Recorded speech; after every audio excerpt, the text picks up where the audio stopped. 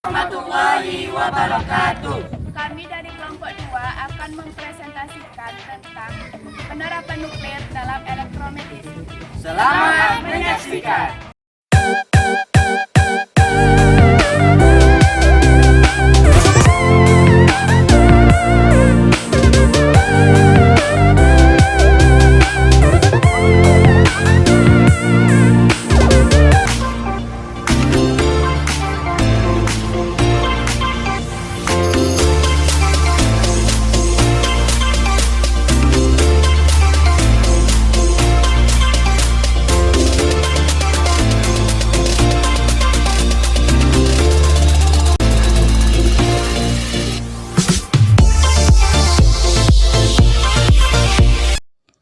Prinsip diagnostik nuklir.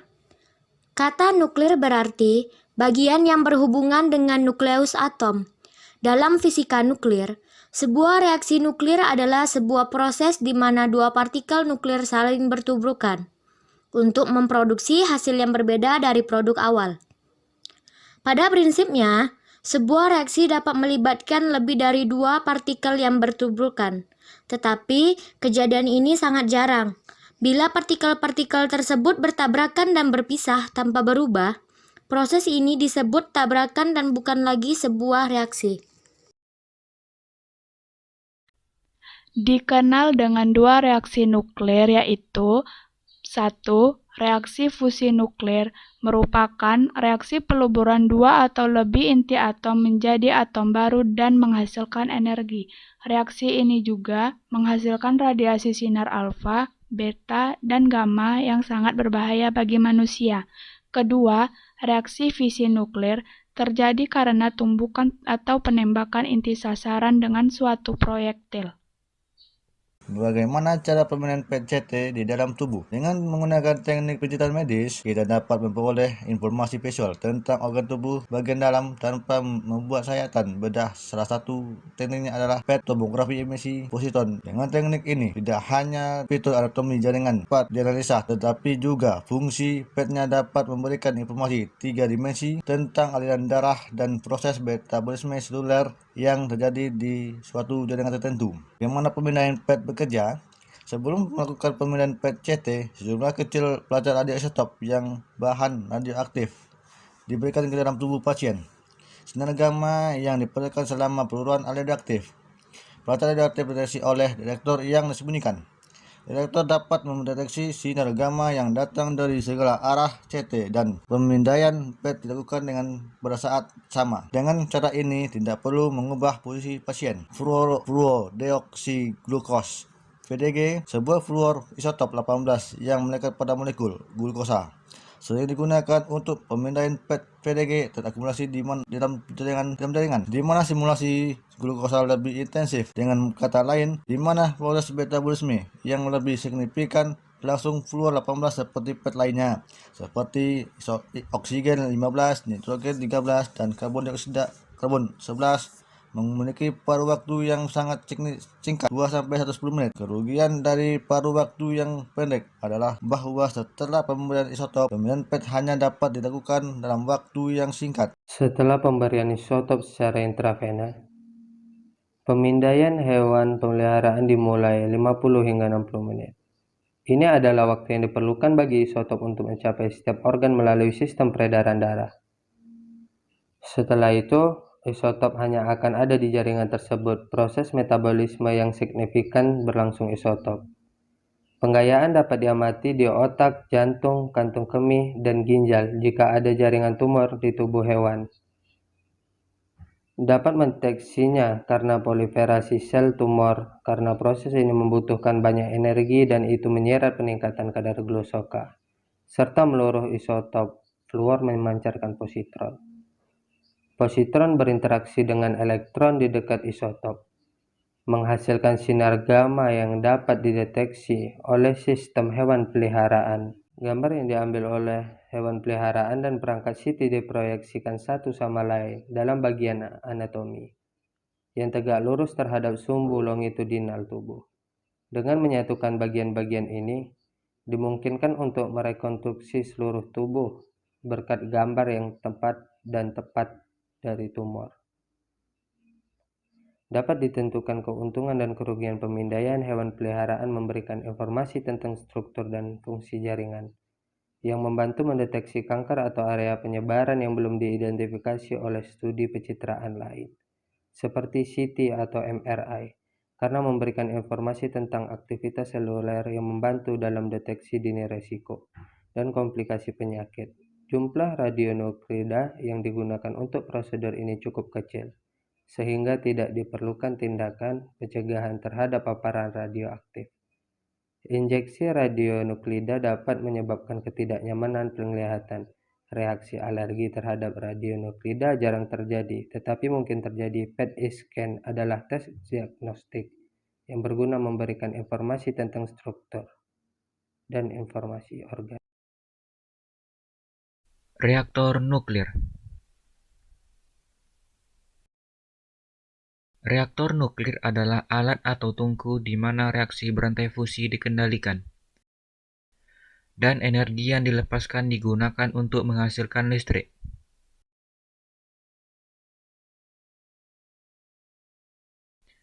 Di sini Anda memiliki tampilan eksternal dari reaktor air bertekanan atau PWR. Pada ruangan penahan untuk melihat bagian dari inti reaktor nuklir. Inti reaktor tempat berlangsungnya reaksi nuklir adalah batang bahan bakar, batang kendali, moderator, dan pendingin. Di luar inti ada turbin penukar panas, dan bagian dari sistem pendingin.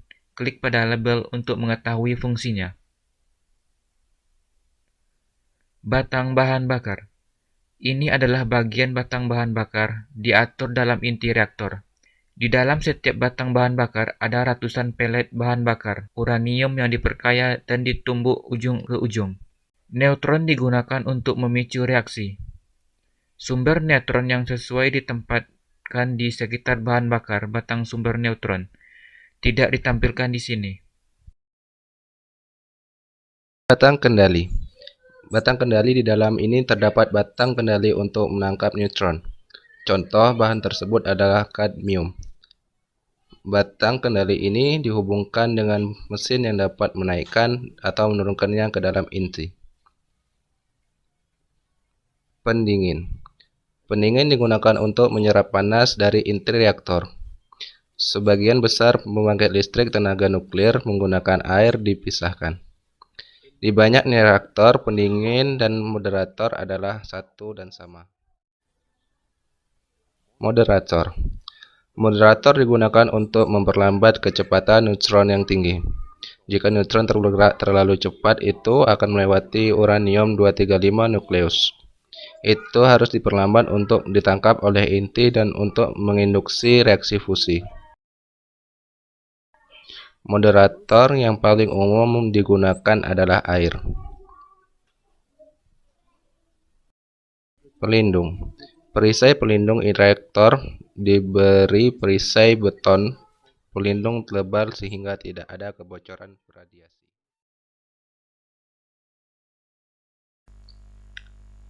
Pada tahap ini, reaktor mencapai kritis.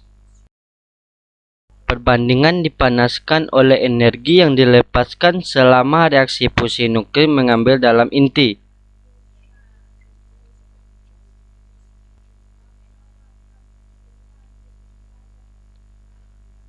Namun air panas ini tidak mendidih karena terus pada tekanan yang sangat kuat. Tekanan tinggi ini menimbulkan titik didih di atas normal 100 derajat Celcius. Air panas yang ringan bangkit dan memasuki penukar panas melalui serangkaian pipa.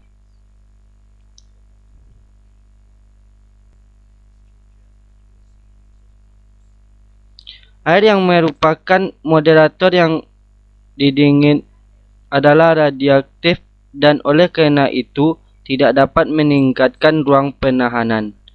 Panas dipindahkan ke air non-radioaktif dalam penukar panas. Pipa logam melakukan panas dari moderator ke air normal dan dapat bekerja air normal menjadi uap. Uap ini menggerakkan turbin.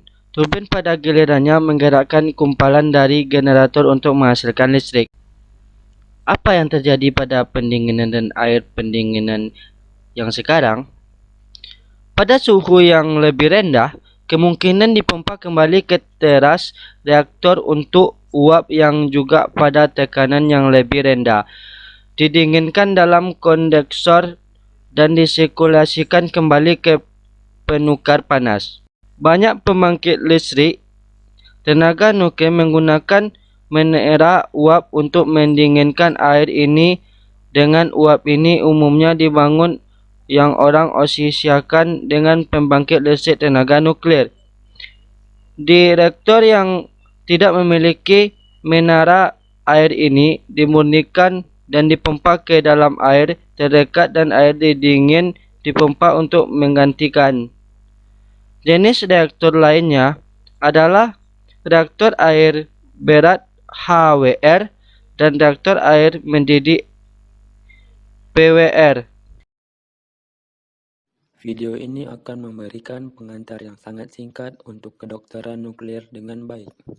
Prosedur pengobatan, mari kita mulai. Jadi apa itu obat nuklir? Penggunaan radioaktivitas dalam kedokteran untuk membantu diagnosis dan mengobati pasien dengan cara yang unik. Kedokteran nuklir berbeda dari penggunaan lain. Obat radiasi seperti sinar X yang berasal dari obat luar tubuh. Sebaliknya, radiasi disuntikkan, ditelan atau dihirup untuk masuk ke dalam tubuh kita, dapat memecah obat nuklir ke bawah. Tes pencitraan, non-pencitraan tes dan terapi memungkinkan berbicara sekarang tentang radiasi. Mengapa kita menggunakan radiasi? Tidak berbahaya. Semua orang telah terkena sejumlah radiasi kecil sepanjang waktu dari sumber alami, seperti batuan dan tanah, untuk makanan seperti pisang dan kacang. Sementara penggunaan radiasi dalam obat lebih kuat dari apa yang kita alami. Ekspos untuk penggunaannya diawasi dan dikendalikan secara ketat untuk memastikan bahwa manfaat outweigh risiko radiasi yang digunakan memenuhi obat dihilangkan secara alami dari tubuh dalam waktu singkat. Sering kurang dari sehari, kita dapat menggabungkan radioaktif mereka untuk pergi ke tempat yang kita inginkan. Dalam tubuh kita, terdapat zat dengan bahan lain, menyebabkan mereka pergi ke tempat yang kita inginkan. Dalam tubuh kita menggunakan jejak bahwa kita dapat mendapatkan informasi yang berguna dan mengobati penyakit dengan cara yang sebaliknya akan kategori yang tidak tersedia. Dalam nuklir, obat pencitraan, non-pencitraan, uji dan pengobatan pencitraan scan seperti X-ray dan CT mampu menyediakan struktur sepenuhnya. Obat nuklir pelacak diberikan di samping tubuh. Dapat dilihat menggunakan kamera khusus yang mungkin kita adegan di mana pelacak berada dalam tubuh. Mari kita lihat contoh uji penyitraan pemindahan perfum nitrat. Setelah pelacak pergi ke jantung dan diselesaikan oleh jaringan jantung yang sehat, tetapi tidak dengan jaringan jantung yang tidak sehat. Ini memungkinkan kita untuk melihat area apa dari setengahnya yang menerima darah dan area apa yang diblokir memberikan informasi yang berguna. Yang kami gunakan oleh dokter dalam tes energi panjang, pelacak diberikan kutipan namun alih-alih menggunakan kamera kami mengambil sampel pasien, seperti darah urin atau sampel napas tergantung pada apa yang kami minati. Di pantau kami dapat mengukur berapa banyak radiasi dalam sampel untuk memberikan kami informasi tentang pasien. Mari kita lihat terlebih dahulu pada contoh tes volume darah ukuran total pasien. Disuntikkan dengan jumlah radiasi yang diketahui dan kita menunggu sejumlah waktu untuk ini. Radiasi membutuhkan waktu merata dengan darah pasien kita. Kemudian mengambil sampel darah dan mengukur jumlah radiasi dalamnya. Jumlah 7 radiasi. Dan kita dapat menghitung jumlah darah dalam obat nuklir. Pasien juga dapat digunakan untuk tujuan pengobatan, juga dikira secara strikoli. Kita menggunakan radiasi tidak melewati tubuh semudah pencitraan, sehingga menyimpan energi di dalam daerah kecil. Ini dapat digunakan untuk membunuh jaringan kanker, mengurangi ukuran tumor, mengurangi rasa sakit radioterapi, digunakan untuk mengobati kanker tiroid. Tubuh jahat mudah menyerap palladium adalah tiroid, sehingga kita dapat menggunakan kanker radioaktif yang diserap oleh tiroid. Dan setiap kanker tinggi telah menyebar ke sehat lain dari tubuh untuk dengan cepat meringkas radiasi obat nuklir, ditempatkan di dalam tubuh, dan melakukan perjalanan ke lokasi tertentu. Memungkinkan kita untuk melakukan pencitraan menggunakan tes non-pencitraan dan terapi yang ditargetkan.